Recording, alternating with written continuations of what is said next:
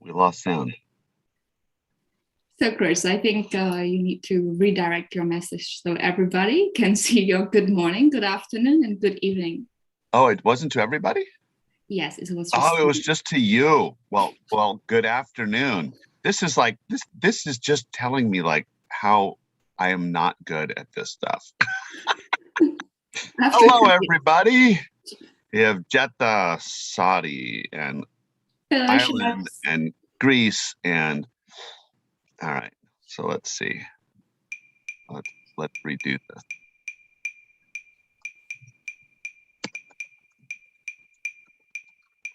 You know, I'm usually in the background, so I never get to see how happy I am to see all the familiar names every month. Yeah, you're no longer in the background. Fabulous. Hello, everybody. We have India who's joined us. So much fun. Tell us where you're from. Tell us, say hello, say good morning, good afternoon. Those of you in the Australia, New Zealand, and Indonesia part of the world. Time for you to relax. Spain. Wales. We always have a lot of people from Wales. Love that. So she's actually one of our trainers, and she's assisting us with translating the material into German. In Spain? No, she's from Wales. But I mean, from Wales. I'm sorry. It's early, Lynn. Hello, everybody. Liberia, yes. Malaysia, fabulous. And Egypt. Oh, Chef Balan. Hello, chefs. Yeah, I do realize a lot of names, like familiar names here. Yeah, well, you know, at Congress, Lynn, we really have to do a reception or something for the people who have been joining us on these. Because it would be really cool to meet a lot of. Yeah, I really do hope to, put the face to the names of all the people that we've been talking to for years. Yes, exactly. Wait, Lynn, we love your hair. What about my hair? I mean, I know I'm losing some, but I actually, tried to look nice today. Well, next time I'm braiding it. All right, Palestine has joined us. Miramar, hello, welcome. And hello, Daniel from Jamaica. You know, it's gotten pretty cold here in Chicago, and I keep thinking, maybe it's time to go see Daniel. 17, I just stopped sharing my screen so we can kind of get started with the sessions and respect everybody's time. So yes, just want to say good morning, good afternoon, and good evening to all the chefs who are here with us today. So it's finally here, the last episode in 2021 of sustainability around the world. Woo! So like some of you who have been here many times might find it a little bit surprising that I'm not in the background today, because I have the pleasure to interview Chef Chris. Actually, he's on this side of the screen. So he's our special guest today. And for every month, we have been trying to bring into the conversations an interesting chefs or expert. Each of them discussed a very important sustainability topic. And we've been trying to find, so who's the best person to wrap up the year of 2021? And then we have to look no further, because there's Chef Chris right here, who we already know as the culinary expert, the enthusiastic teacher of sustainability around the world for culinary professional, the inspiring chairman of Feed the Planet committee that I have the pleasure to work with for the last 3 years. But more than that, he also hosted a national TV show for 5 years. He authored several culinary textbooks and newspaper articles. He's, of course, also an accomplished culinary educator, an expert on food concept development, and the culinary applications of amino acid as flavors elements. So the list goes on and on and on. And it's an absolute pleasure to have you here today. Welcome, Chris. I'm blushing. But you know what's really fun about this is that I always do a shout out to Lynn, because Lynn is like the one that makes all the magic happen. And it's really fun that you're actually on the screen today. So it's an absolute pleasure. You're the first one that I interview live, and I'm like, okay, I have to interview Chris because you would be my favorite guest. So here we go. Start. So I've already did a brief introductions of, well, you, but I also want to know how, like, what haven't you done, because the list is really, really long. It's really impressive. And how did you start? Well, I haven't done a million things. You know, a number of years ago, my daughter gave me something really cool, and it sits right up on my shelf here, and it's called Daddy's Dream Binder. And so it's actually a binder for me to make lists of all the stuff I want to do.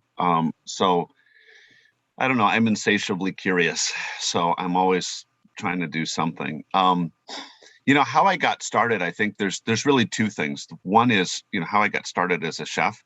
And, you know, it's a story that a lot of people on this webinar can relate to, which is really that, you know, there's something that just at some point in your life, it just sort of occurred to you that this thing about food and food service and, you know, making delicious, beautiful dishes, etc.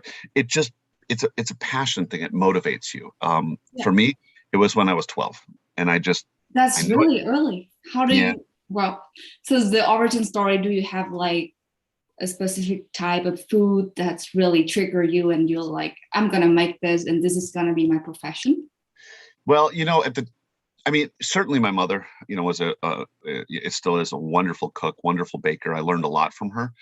But I think at the time in the US, it was all about French food. And so my initial sort of jumping into the world of food was all about French food. And I grew up in a little town in the middle of you know, the United States, where French food was magical, mysterious, something that, you know, nobody knew about. And you know, Lynn, it really sort of transported me to another world. It was really fun. You know, I'd sit there and read these books about this far off place, you know, called France. And then eventually I lived there, and yeah, that's how it started. So how about the decision to become an educator? That's a funny story, because I was chef of a restaurant here in Chicago, a wonderful small fine dining restaurant, and it was going great. We were getting great, you know, reviews and all of that.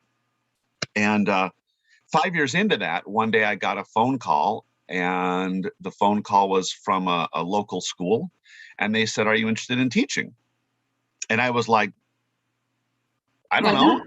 And then they're like, "Well, you know, you have 7 weeks off a year and weekends off." And I was like, "What? What? Did you say 7 weeks?" At the time I had 2 young boys, and you know, I was never really seeing them. So I decided to do that. And I thought I'd do that for 2 years, and that lasted for 20. Yeah. But you know, my position changed, I don't know, 5, 6 times, and was eventually, you know, it's funny. I started with the whole idea that I'll be home more. And then I was, you know, looking after 48 campuses in 12 countries and constantly outside the United States on airplanes. And it was sort of like, well, this didn't work out so well because I'm never home. Well, I guess eventually it's food and cooking that you always hold on to for all your decision to change jobs throughout the years. It's true. You know, I was talking to somebody the other day about this, and, you know, this gentleman I was speaking with is looking to sort of make some changes in his career. And I told him, I said, you know, the thing is, the food business is so big and the opportunities are so diverse that there's always a job there. But I think what's important is that for people who discover in their life, and again, a lot of people with us, they can understand this, that they have this passion for food. Your job may change as you go through your career. You may do other things, but at least in my career, what I would find is that there's still like this thread that goes through everything that is food, right? And it's about the passion about food and beverage. And yeah, that once it's in your blood, it never comes out. That's wonderful. So how about sustainability? Like, how did that come into the picture? So that's a really neat story because with all this stuff, Lynn, I would love to say like, I'm this really brilliant guy and I thought of all this myself, and it's absolutely not true. The thing is, at the time I was working at this culinary school, and there were a number of other chefs who were really, really passionate about sustainability. And I really credit them with sort of getting me thinking about it. I mean, this is a long time ago now. This has to be, I don't know, 18, 20 years ago. And back then, sustainability wasn't the thing that was on everybody's minds. And yet they were talking about it. They were saying, we have to do things differently. We have to look at, how we cook differently, and, food waste and all the stuff we talk about today. And I started looking at that. And the more I looked at it, I was like, there's actually something here that makes a whole lot of sense, because we have to do things differently. And the more I looked at it, and the more people I talked to who were really experts, the more I learned from them, and the more convinced I was that something has to change. And as time went on, we changed stuff within our college. But then the realization was pretty quickly that that's not enough. I mean, if we change, good for us, okay? But that doesn't really change things. And that's when, I started thinking about, how do we take this message and build it outwards? How do we influence more people? How do we get other people motivated? And that was, at first, it was really hard, because people would, I would do these speaking things. I don't know what it is. It was even more than that. It was like people would look at you like you were like crazy, like you're like some fringy chef, like, oh my gosh, what is this guy talking about? And how long is it that you are talking about here? About 20, 30 years maybe? Probably 20. I'm trying to think. I remember we made a video that went national, about how to do this stuff. And that was probably in like 2005. So, we were doing it for quite a while. But now I have to say, and this last couple of years, Lynn, as you well know, something is changing, and it's really, it's exciting for me, because all of a sudden I'm feeling a lot of momentum. And I didn't always feel that way. And frankly, sometimes, Lynn and I would get on a call, and I'd just be like, oh, we're just not making enough progress. What am I doing wrong? Like, how can we change and I do believe that really things are shifting.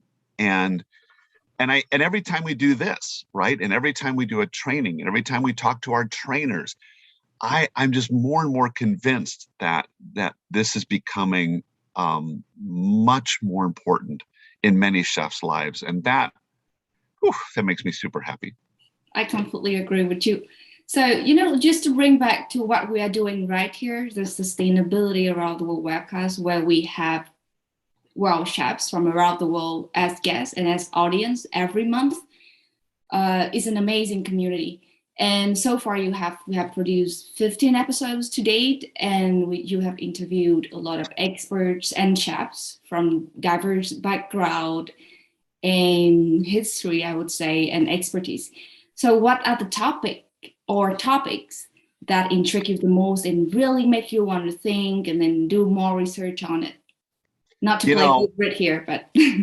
Lynn, that's a question that's like, which one of your children do you love the most? I mean, and there are probably some people on this webinar today who I interviewed.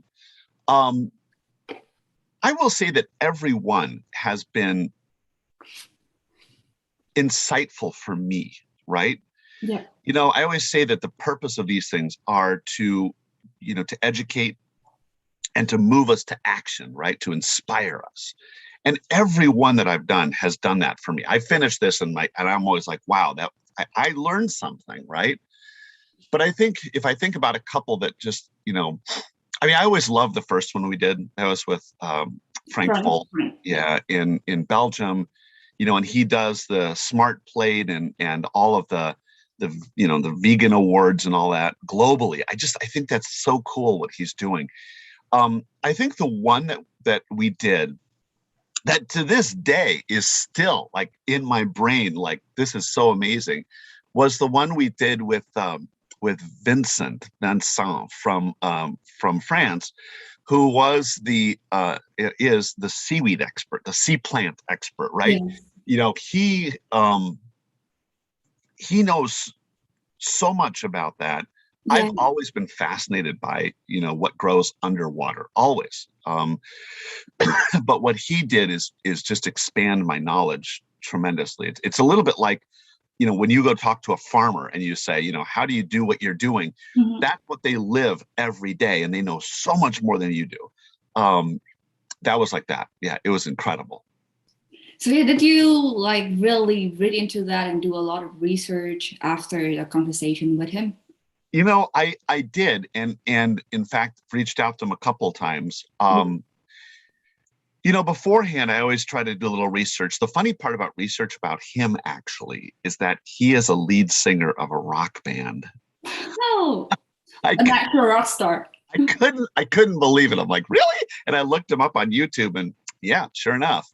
But yeah, I always try to do some work ahead of time so I'm prepared. But then, afterwards, people like him, they really inspire me to keep learning, because none of us ever know everything. I mean, I would always tell our students the best part about this business, one of the great parts, is that we always learn. There's always something we can learn. Always, always, always. Yeah, that's very interesting, because you managed to know him as the expert in such field, and that's how you can get information as you look into him and his work. But I actually want to bring it a little bit bigger. Do you have any tips or advice for chefs who are usually super busy, don't really have that much time in hand, and really want to get like unbiased, updated information on key, let's say, sustainability topics? A few things. And by the way, I totally understand busy. And many times I've talked to chefs and they're running so many different directions and trying to do everything, and so many pressures on them that sometimes I feel like asking them to do more is a little bit like, please, it's important, but I understand busy. I really do. So I think just a few things. Number one is, take a moment and just stop every day. Sit in your office for 5 minutes, don't let anybody in, and just let your mind wander or go for a walk. Just do something, because when you're so focused on what you're doing, you don't see stuff, right? And you don't let your creative brain work. I think in terms of information, what I do is when I'm looking for something, I Google it.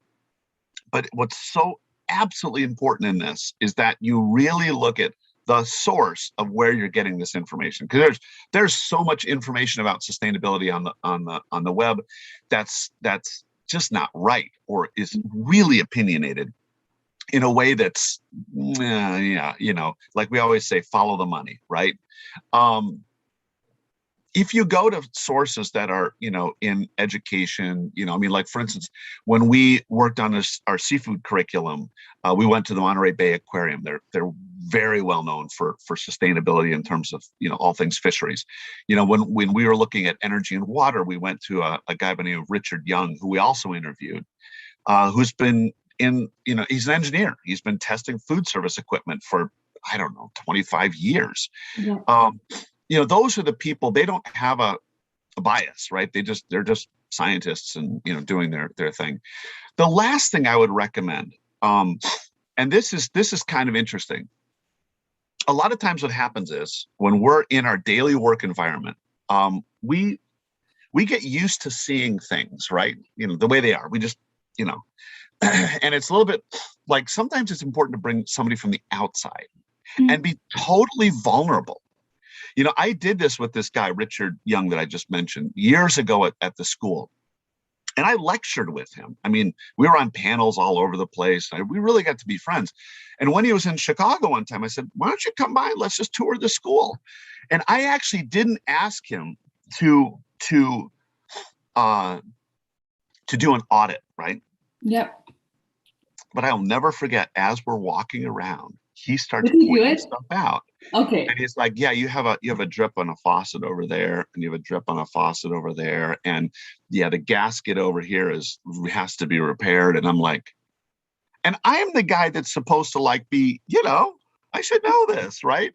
But you just get used to seeing things. And sometimes it's really helpful to have somebody else come in and just, again, be vulnerable. I think it's so important that we as professionals are not afraid to grow and to tell and have other people tell us we're not doing it right.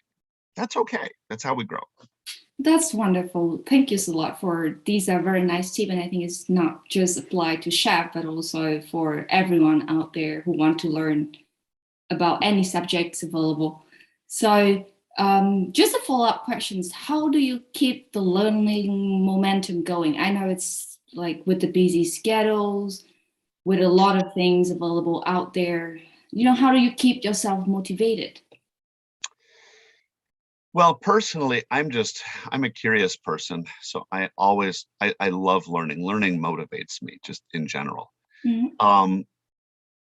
I think that sometimes you have to push yourself to do that a little bit. And, what I mean by that is, again, we're all busy. We all have, priorities in our lives, etc. But like sometimes what I've done, and I don't know if I recommend this actually, but what I've done is I've signed up for a class, online class or something. Yes. And then afterwards, sort of figure out how to do it from a time standpoint. And again, I'm not sure that's always the best, but what it does do is it forces you to learn. And so now all of a sudden you have to, you got to do it, right? So the assignment is due. So, but otherwise, what I would always tell our students is every day, what you have to do is at the end of the day, ask yourself, what did I learn today? Like, what did I learn today that was meaningful? And if you really are at the end of the day and you're like, I don't know, take a moment. We're surrounded by information. Go to the internet, pick up a magazine, grab a book, do something to stretch your mind a little bit every day. If you get in that habit, what you will notice is over time, you'll be looking for things to learn. That's my advice. That's interesting. So you know what? Like you've been learning for your whole life. That's evident, and we can see it from all the certificates and degrees that you got. And I want to ask you just one last question before we move on to the questions from audience here today. What are the biggest change that you observe in the way that we talk about culinary sustainability throughout the years? Well, I think the first is that it's becoming more mainstream. Again, it was like, when we started, it was something way over there. It was like some weird thing. It's like, whatever, why are we being bothered with this? I think what's happening now is that we are getting to a point where, everybody's thinking about it. It's not that everybody's doing it necessarily, but people are aware of it. And by the way, people will only become more and more aware of it as time goes on, because, we're not making progress on a global scale. And so as a result, things will get more challenging, and it will put more pressure on us to think about and do things differently. So I think the first is that it's mainstreamed. I think the second thing is that in many kitchens, it's starting to become, a KPI. It's something that we measure. It's something that we really truly pay attention to. It's part of our doing business every day. It's no different than what's my food cost, what's my labor cost. It's those things that we look at as chefs every day to figure out, are we, is our business in a good state? Okay, not just, hey, did I make nice food? I mean, it's important, clearly, but you remember, as chefs, we cook, we have to make beautiful food, but we run a business. And when we run a business, it's about all those core business skills. So I think that sustainability is actually becoming one of those skills. And that is a huge shift. And I just encourage people to keep going on that. Well, that's a very encouraging, trend to see how we are changing from being ignorant to really appreciate sustainability in the culinary world. So here I have some very interesting questions from our audience. So one of them here, I'm just gonna paraphrase a little bit the question from Chef Patrick. So he's asking, is there any particular class that is valuable than others? But I think the more important here is that, is any particular topics that is more important than other when you talk about culinary sustainability? Oh, that's a really good question. Again, which one of your children do you love more? One of the things that again, at Worldchefs, we focused on. Well, let me say, first of all, I think Patrick, to answer your question, I'm going to answer it sort of backwards, okay? And it's not necessarily about which one, but it's about doing something. And that's something we learned very early on, is that sometimes a lot of chefs feel completely overwhelmed. And it's like, oh, I have to do this and I got to do that. And I have to, buy this. And it becomes like, I just don't have time. We would always say, just do something, pick something. It doesn't matter. Just pick something. Focus on the food you buy. Focus on the energy you're using, or the water you're using, or how much food waste, etc. Pick something. If I was to suggest which one, I think it actually boils down to food waste. I really do. It's a great place to start because it's measurable, and it becomes something that, if you reduce food waste in your kitchen, that becomes a big plus from a business standpoint. I think that's huge. I think after that is really to start looking at, and this takes more time, but where is your food coming from? Is it the most sustainable food you can purchase? And that's a big topic, and it's not always easy to understand. Food waste, much easier. Where your purchases are coming from, it's a little trickier, but it also is incredibly important. Good question. Thank you, Chef. So before the call, you told me that you've been fermenting things at home. Then I have this question for you, a little bit related. What are the benefits and challenge of working with small-scale organic farmers? I think, number one, I think the most important thing is there's an economic piece to that. A lot of times, small farmers are family farmers, are trying to make something work for themselves and their family. I think it's great to support them. I think the other really neat thing about working closely with them is that we as chefs, we're always trying, again, it's all about learning, right? And it's learning about where the products are coming from that are, that are showing up in my kitchen. And every time that I've spent time with a farmer, every time, I walk away from those experiences knowing much more than I thought I did. Like, I'll know something about, I don't know, carrots. I've been cooking with carrots my whole life. And then all of a sudden you talk to a person who grows carrots and you're like, I never knew that. And and then all of a sudden that starts to shift the way that you cook with them. And the other thing it does, and this is really to a kind of food marketing piece, right?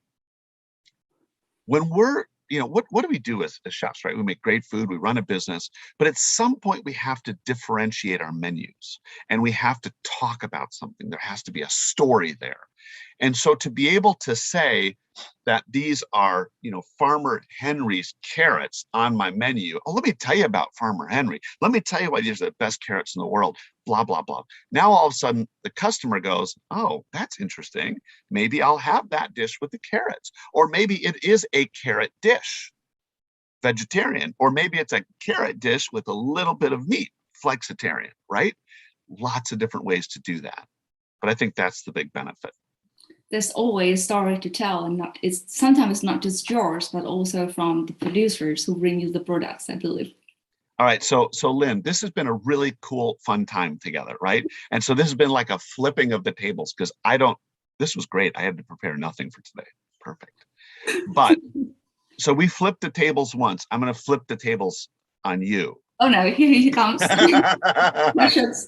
So you're always like in the background. So I have a question for you, which is, so what gets you up in the morning? Okay, when you wake up and you think about going into the Worldchefs office and working on things like sustainability, maybe having to work with me, what motivates you? Like what is that kernel of like, I really want to go to work today? What is that? Whew. First of all, I have to say I'm not motivated every day. Just want to be honest here.